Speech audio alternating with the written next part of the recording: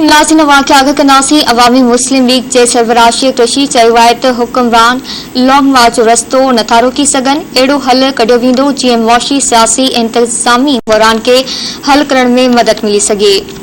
ख़बर मां शेयर कई पिया। अवामी मुस्लिम लीग जे सरबराह कृषि चयो आहे त हुक्मरान लॉन्ग मार्च जो रस्तो नथा रोके सघनि।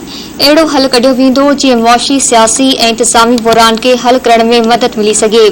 शेख रशीद अहमद पंहिंजे बयान में चयो आहे त 31 मई खां अॻु अहम वॾा फ़ैसिला अची सघनि था।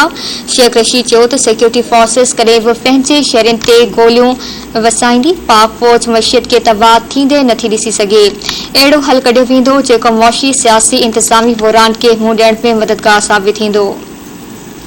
शेख रशीद अहमद चयो त हुकूमत फ़ौज खे सियासत में घिलण जी कोशिश करे रही आहे।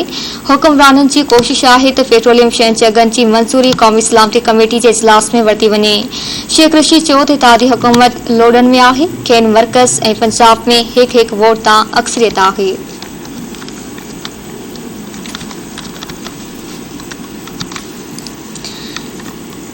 शेख रशीद अहमद चयो त हुकूमत फ़ौज खे सियासत में घिलण जी कोशिश करे रही आहे। हुक्मराननि जी कोशिश आहे त पेट्रोलियम शयुनि जे अघनि जी मंज़ूरी क़ौमी सलामती कमेटी जे इजलास में वरिती वञे। शेख रशीद चयो त इत्तेहादी हुकूमत लोडन में आहे। खेनि मर्कज़ ऐं पंजाब में हिक वोट तां अक्सरियत आहे।